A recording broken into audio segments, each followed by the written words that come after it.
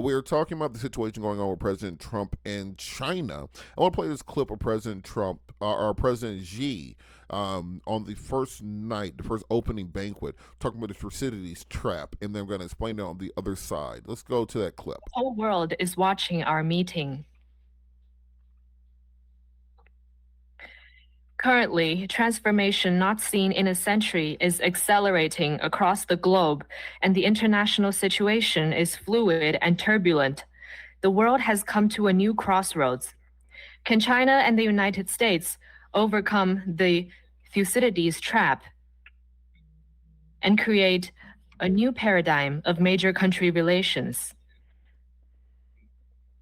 Can we meet global challenges together and provide more stability for the world?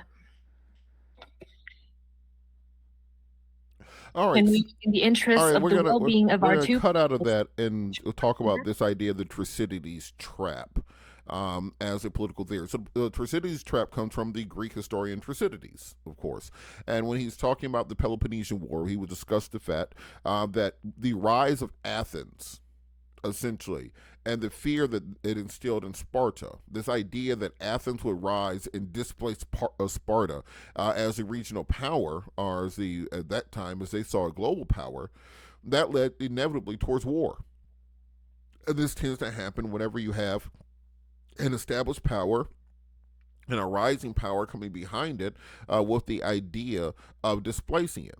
So the point that President Xi was making to the U.S. was that they see themselves as being the rising power that will ultimately displace the United States of America on the global stage. But what they want to prevent is the escalation into the Thucydides trap that would lead to open warfare. Because a war between the U.S. and China would indeed be the last war. As Einstein said, I don't know what World War III will be fought with, but World War IV will be fought with sticks and stones.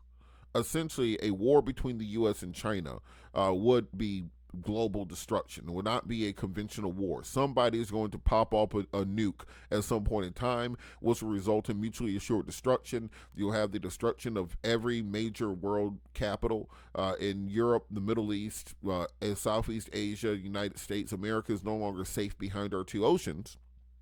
And so what President Xi essentially wanted to come out of this meeting was, we're going to invade Taiwan next year.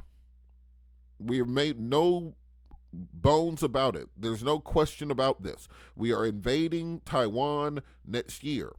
I would very much like it if you mind your own damn business while we invade Taiwan. You see how you're invading Iran and we minded our business? You see how Russia invaded Ukraine and y'all minded your business? When we invade Taiwan next year, let's not fall into this Thucydides trap.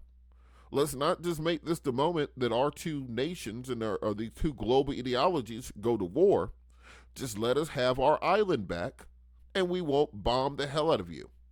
That was not a friendly speech. That was a threat. That was President Xi essentially flexing on Donald Trump, letting him know in no uncertain terms that just as we saw in the lead up to World War I, you had Britain, which was the global superpower at the time. You had Germany, which had just unified in the 1860s as a rising power.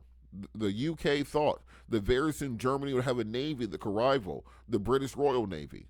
They had a territorial continental empire, which is far easier to govern than a sea-based empire as the British Empire was.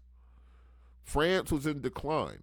The only country that could compete with Great Britain at the time was Germany.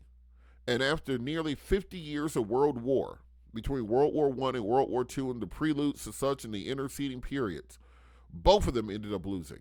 And America came out as being the global superpower after they fought each other to death over the course of 50 years. So are we going to fall into this trap? Are we going to be the next great nations that go to war to stop one from rising? Or are we simply going to tell the Taiwan, look, these are your own problems. We can't help you. We're trying to buy this General Tso's chicken. Trying to get this lo mein over here. Trying to get these data centers. Trying to sell EVs. Boeing trying to sell planes. We ain't got time for y'all problems. You keep your problems to yourself, and we will keep our money to ourselves.